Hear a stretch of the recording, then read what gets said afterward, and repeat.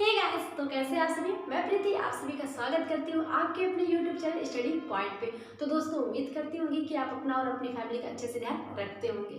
तो आज के इस वीडियो में हम जानने वाले हैं कुछ नया और प्रोकैरियोटिक और यूकैरियोटिक के बारे में, यानी कि इन दोनों में क्या अंतर होता है।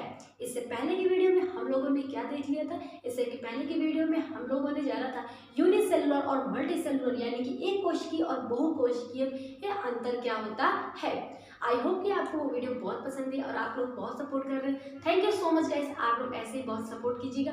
मैं आपके लिए ऐसे ही अच्छी वीडियो रोज लाया करूँगी। और अगर आपको कोई टॉपिक जो बायोलॉजी से रिलेटेड हो, जिसमें आपको कोई दिक्कत हो रही हो, आप कमेंट करके बता दीजिएगा, मैं वो टॉपिक भी जरूर पढ़ाऊंगी।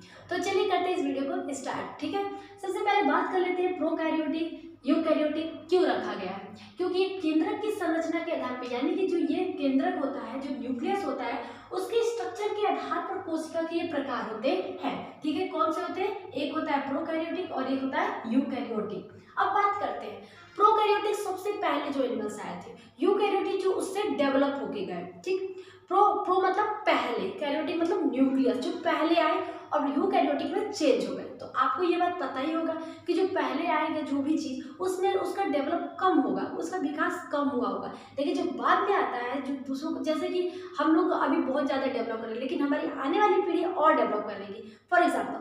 लेकिन उसी तरह प्रोकैरियोटिक से ज़्यादा डेवलप कौन सा है? यूकैरियोटिक है। तो ध्यान से समझिएगा और एकदम सिंपल है, कुछ ज़्यादा इसमें नहीं है, आराम से सुनिएगा।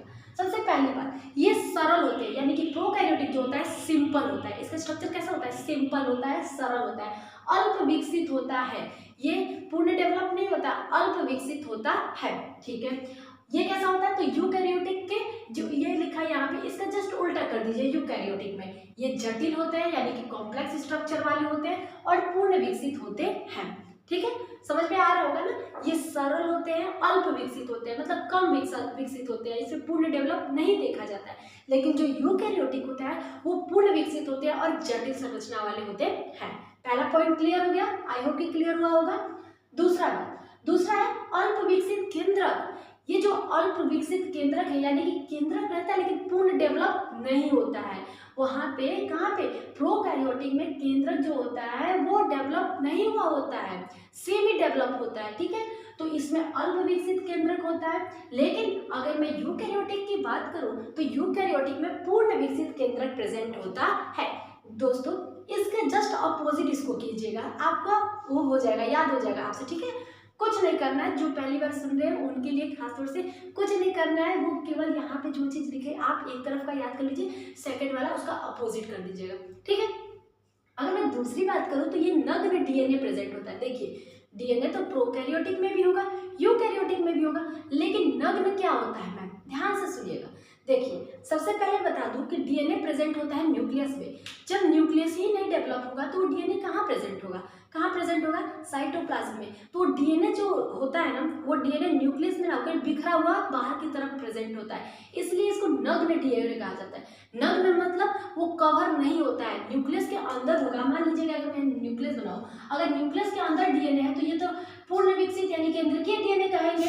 अगर इस डीएनए, अगर ये न्यूक्लियस ही डेवलप नहीं है तो ये जो भी ये डीएनए होंगे वो तो बाहर की तरफ भी होंगे। तो इसलिए इसको बोलते हैं नग्न डीएनए, नेक्ड डीएनए। डीएनए जानते हैं आप लोग? डीएनए का पूरा नाम जानते हैं कि नहीं जानते हैं? डीएनए का पूरा नाम डीऑक्सीराइबोस न्यूक्लिक एसिड होता है। क्या होता है? Deoxyribose nucleic acid. अगर मैं बात करूं यूकैरियोटिक में तो इसका डीएनए एज अ पूर्ण विकसित केंद्रक है, तो केंद्रक के अंदर होगा, तो इसलिए इसको क्या कहते हैं? केंद्रकीय डीएनए कहा जाता है। ठीक है, इसमें नग्न डीएनए होता है, इसमें केंद्रकीय डीएनए होता है। याद हो रहा है ना? समझ में आ रहा है ना? केंद्रकीय और नग्न मतलब क्या होता है? ठीक है, बहुत सही। कोशिकांग अनुपस्थित होते हैं। अब मैम कोशिकांग क्या है? सेल ऑर्गेनेल्स, इसको इंग्लिश में बोलते हैं सेल ऑर्गेनेल्स। ऑर्गेनेल्स बोलेंगे, कोशिकांग, सेल ऑर्गेनेल्स क्या होते हैं? ध्यान से सुनिए।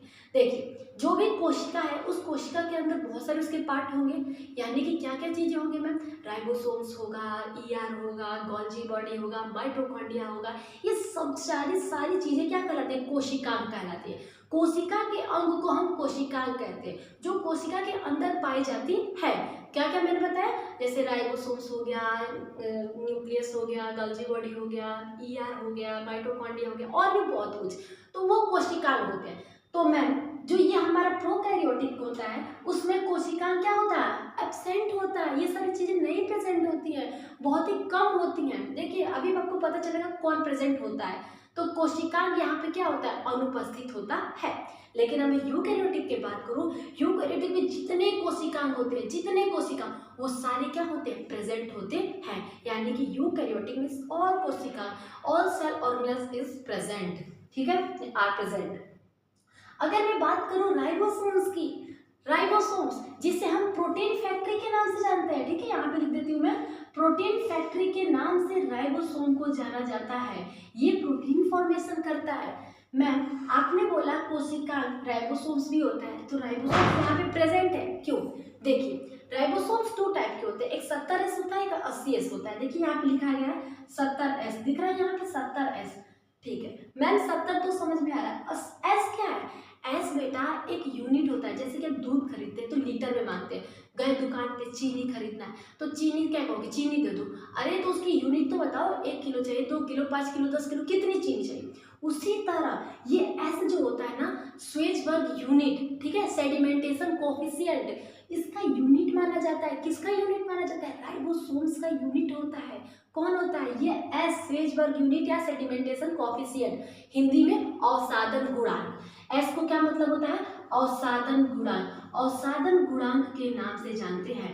ये क्या है मैम? ये इसका यूनिट होता है। ये कैसे पता चला, कैसे पता चला मैम कि ये एस इसका यूनिट है? देखिए इसको जब राइबोसोम्स को रखा गया और जब उसको घुमाया गया ना, तो कुछ राइबोसोम्स जो भारी राइबोसोम्स थे वो नीचे बैठ गए, जो हल्के राइबोसोम्स से ऊपर रह गए। तो ऊपर वाले थे तो उनको 70S कहा गया, जो नीचे चले गए वो 80S कहा गया। अब ये क्यों कहा गया, जब मैं राइबोसोम्स पढ़ाऊंगी तब बताऊंगी आप लोगों को, ठीक है, तब आप अच्छे से जानेंगे। अभी फिलहाल इतना जानिए कि प्रोकैरियोटिक में 70S होता है और यूकैरियोटिक में 80S होता है। क्या? राइबोसोम्स। राइबोसोम्स को किस नाम से जानते हैं हम लोग? राइबोसोम्स को प्रोटीन फैक्ट्री के नाम से भी जानते हैं। याद हुआ? इतना पता चला, इतना पॉइंट क्लियर हुआ कि नहीं हुआ? हुआ ना? अगला बात करते हैं, जो प्रोकैरियोटिक होते हैं वो भी तो रेस्पिरेशन करेंगे। आपको हमारे सेल जो ऑर्गेनल्स होते हैं, सेल में क्या प्रेजेंट होता है रेस्पिरेशन के लिए? माइटोकॉन्ड्रिया। माइटोकॉन्ड्रिया हेल्प करता है रेस्पिरेशन में। तो मैम माइटोकॉन्ड्रिया तो यहाँ पे एब्सेंट है क्योंकि वो एक सेल ऑर्गेनल है, और यहाँ पे एब्सेंट है। तो यहाँ पे क्या प्रेजेंट होगा? यहाँ पे मीसोसोम होता है। माइटोकॉन्ड्रिया की जगह पे मीसोसोम प्रेजेंट होता है और वो हेल्प करता है रेस्पिरेशन में। पता चला ना? प्रोकैरियोटिक में एक मेन कैरेक्टर मीसोसोम का होना। मीसोसोम प्रेजेंट होता है और वो किसकी जगह पे प्रेजेंट होता है? माइटोकॉन्ड्रिया की जगह पे प्रेजेंट होकर रेस्पिरेशन कराता है। अगर मैं बात करूँ यूकैरियोटिक की, तो यहाँ पे तो माइटोकॉन्ड्रिया प्रेजेंट होगा क्योंकि ये वेल डेवलप है, तो यहाँ पे माइटोकॉन्ड्रिया प्रेजेंट होता है। आया कि नहीं समझ में आप सभी को? आप सभी को ये सारी पॉइंट समझ में आ गई होगी, आई होगी। और जिन्होंने पहली बार भी पढ़ा होगा उसको भी समझ में आ गया। अगर नहीं समझ में आया तो कमेंट करके बताइएगा आप कमेंट करके कि आपको ये वीडियो कैसी लगी। अगर अच्छी लगी होगी तो इस वीडियो को भी अपने फ्रेंड के साथ शेयर कीजिएगा और सपोर्ट कीजिएगा। और थैंक यू सो मच, आप इतना प्यार देते हैं, कमेंट करते हैं, थैंक यू सो मच। मिलते हैं अपनी नेक्स्ट वीडियो के साथ, तब तक के लिए बाय बाय, टाटा।